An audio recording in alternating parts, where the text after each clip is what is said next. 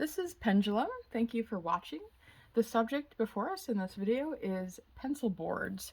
So here I have laid out a whole bunch of different sizes of pencil boards, and if you're unfamiliar with pencil boards, or if you are, this video is still going to cover a lot of information that would be new to you, or perhaps some information that you already know.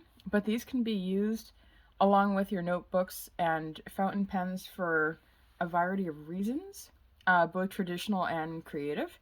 So we're going to go over those today. First of all, I'll start by saying that pencil boards come in various sizes, and most of the ones I have right here are clear, but they do come in non-transparent with grids and lines in the back, or decorative patterns as well. And they also come in sizes like for Midori notebooks.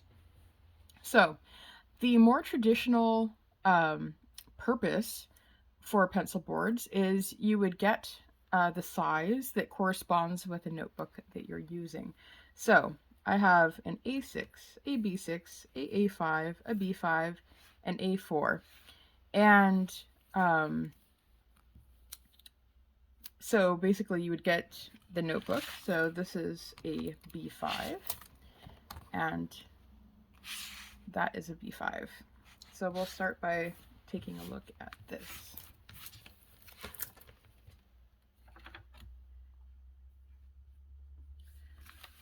So as you can see, the pencil board would perfectly match up, or quite perfectly anyway, with the notebook that it's corresponding with in size. So since these come in clear, once I get them and take them out of their packaging, I will usually use a label maker and label it just for future reference so I can easily identify what size it is.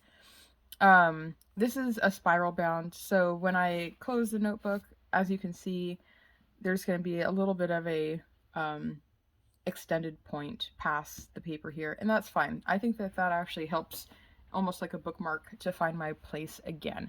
So I don't find that as a challenge personally. Some people might. So again, the original purpose is you would get a pencil board that corresponds with the notebook size that you are using.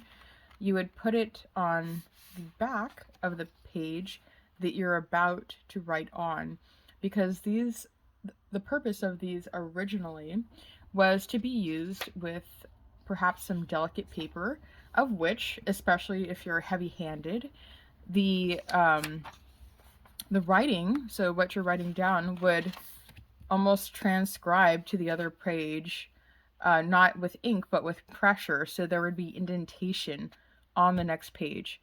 And to stop this from happening, you would use a pencil board to have something rigid behind your paper to protect it from basically damage from the previous page or transcribing. So again, that would be especially for delicate papers, maybe it's like parchments or something like that. I'd say that that's less often the case now, but certainly if you're a heavy-handed writer, or if you're using a hard nib that can easily have that happen, that's definitely an option. I think that's a great reason to use a pencil board. I'd say another reason that is somewhat similar is if you're doing flex writing. So I'm going to zoom in a little bit and show you that if we're doing flex writing, how that can leave some indentations or transcribing to the next page quite easily.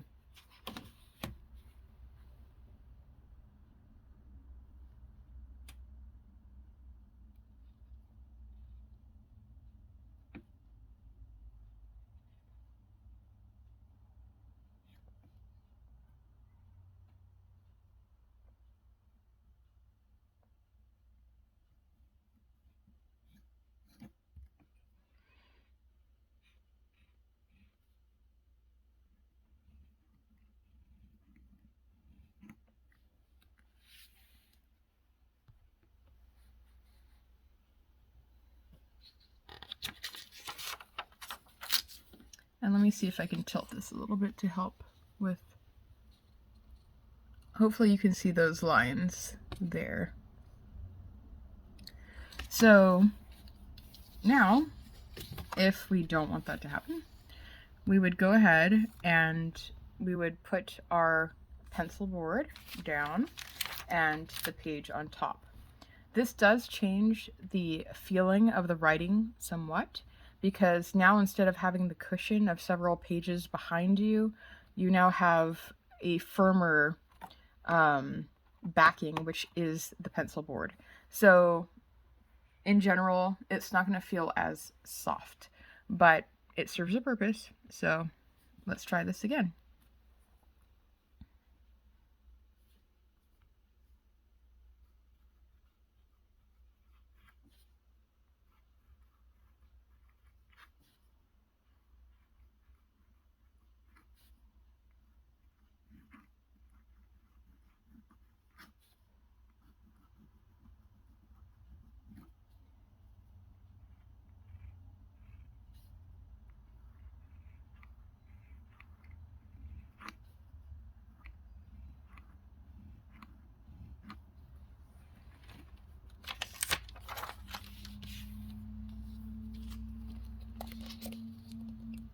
Nothing.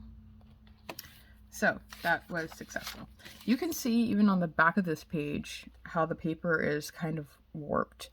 Probably a combination from the pressure put down from the nib, but also the generous amount of ink that was put down on the page as well. So that's the traditional purposes for using a pencil board, for delicate papers and for flex writing also. So another reason I think would be an excellent idea to use a pencil board would be when you're doing your ink swatching.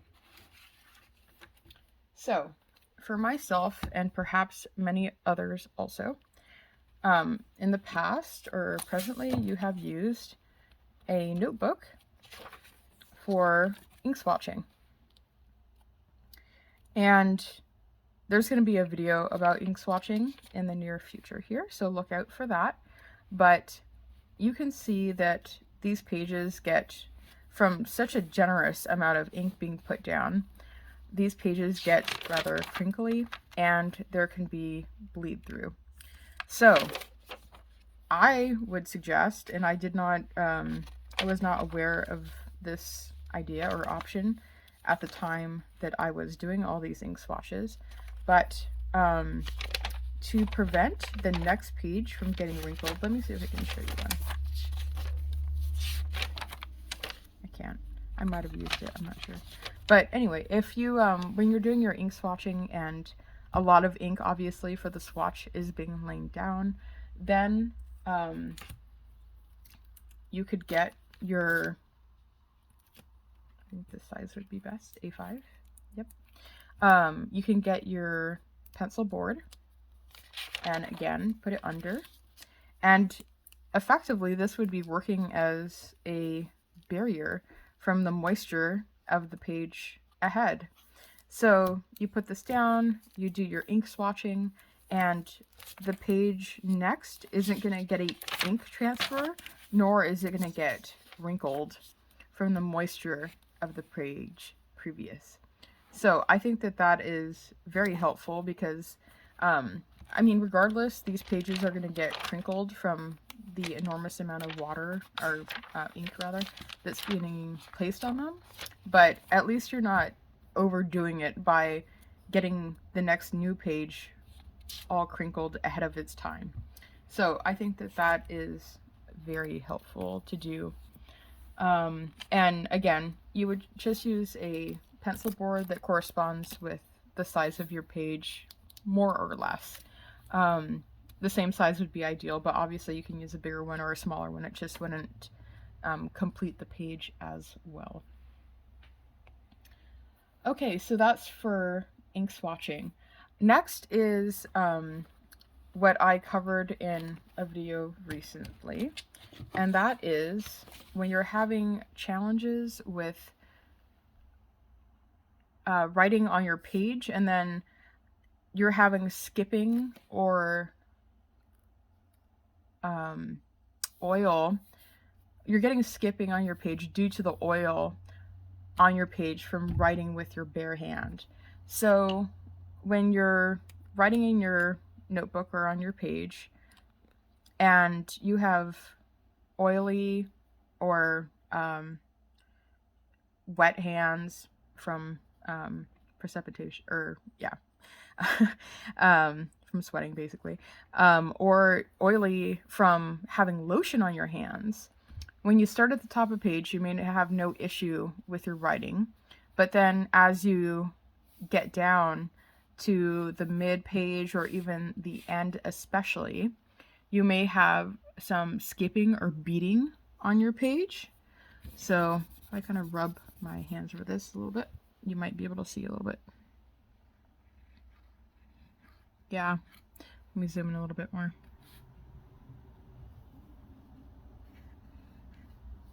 See that kind of beading that's happening on the page? So it can lead to skipping with the pens also when you have that. So a really nice solution to that would be, again, use the corresponding or the size of your choice. It really just needs to be large enough for you to put your hand down on, but this is going to keep that oil or perspiration or whatever it may be from transmitting onto your page while you're writing, so you're not dragging your hand all across this page. Certainly you can make sure to wash your hands very well each time before you write, but this is a nice solution also for those of you that have those challenges.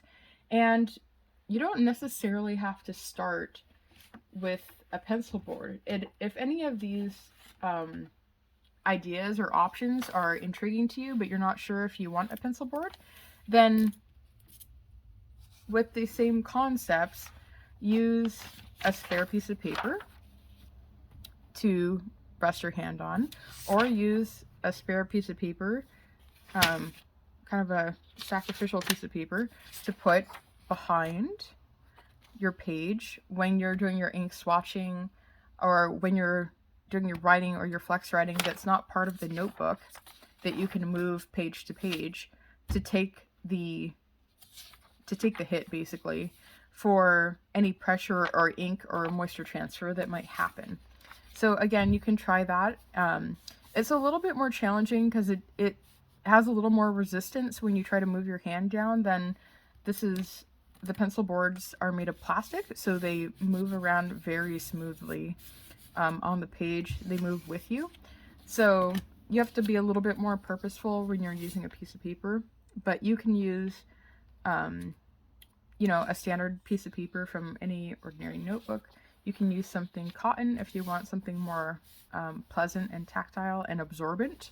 As you can see here, you can even use it when you're writing and you're done. You can close the page and it'll absorb any of the ink that hasn't dried yet, and you can use that with the pencil board as well as an option.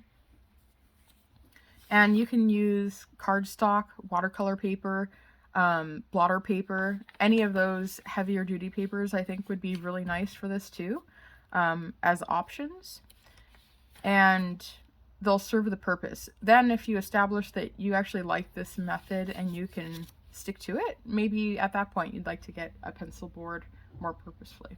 Totally up to you. So that's for the ink swatching also.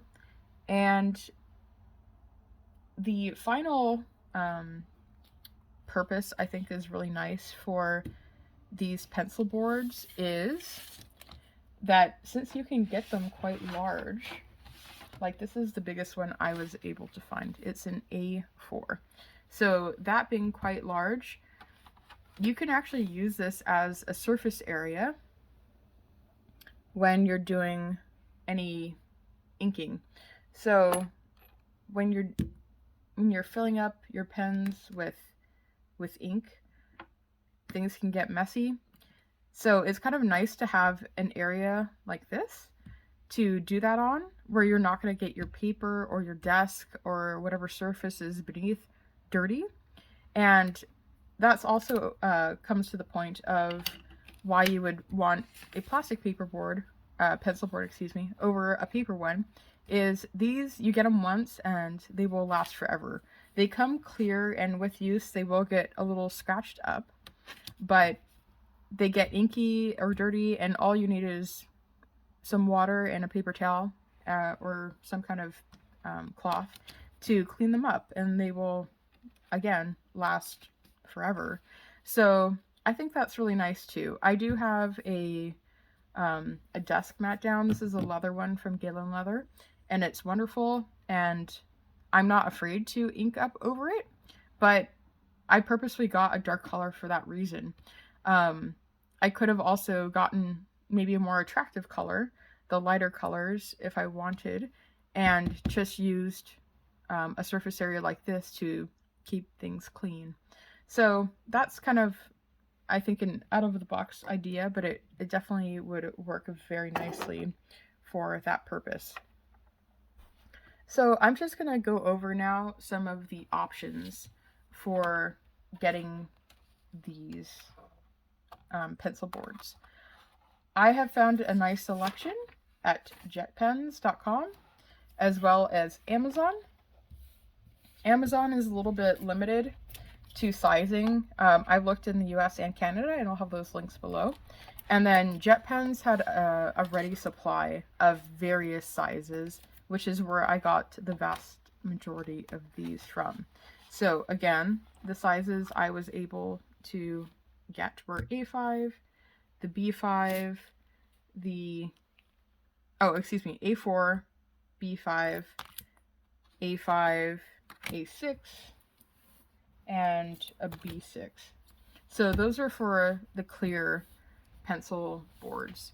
Then a little bit untraditionally, again, because you can get creative with this, to use more untraditional items for a pencil board. This is actually one of my favorites for writing on top of, as far as like for my hand, protecting the page like this. And this was not meant to be a pencil board. This was actually a spare part from Rickshaw for one of their products. And I thought, you know what, I'll give that a shot. It was a little bit rigid around the edges. And what I did is I just smoothed them down using a lighter. So you'd have to be a little bit careful with that. You don't want to like burn the thing or burn yourself. But it worked for me. It's really nice and smooth on the edges now. And it's actually my favorite because it's a little bit textured. So it works really well for having your hand over it. And I kind of like the fogged look. So I use that one a lot. Then they also have the Midori sized, on JetPens, they have the Midori sized pencil boards. And those come with grids on them. So if you're grids and lines, so if you have them behind like this, then if you're using paper that doesn't have lines on it, such as blank paper, you could actually use that for your guide when you're writing, which I think is really cool. They also have decorative ones for Midori, and some of them are really, really cool, that have botanicals on them and things like that. So that's another option. Again, Amazon had a limited one, and this is the only size from Rickshaw that I thought was suitable for using as a pencil board. Another thing to think of too is if you have some of these notebooks that have a plastic backing, if you're done with the notebook, you could trim this to size. Why not? And use this as a pencil board. That would be a fabulous way to get yourself one. That's just saying. Same thing with these Rhodia dot pads. You know, usually when you pull all these pages out, then you're finished with them. But yeah, you could trim this down if you just wanted to use it for your hand, and that'd be a good way to do it. So I hope for this provided you with some interesting ideas and using pencil boards. I really think they can be a game changer when it comes to fountain pens and notebooks, and being able to utilize that process to protect your paper and help with the overall whatever you're working on, whether it be writing or ink swatching or whatnot. So thank you very much for watching, and I'll catch you on the next one.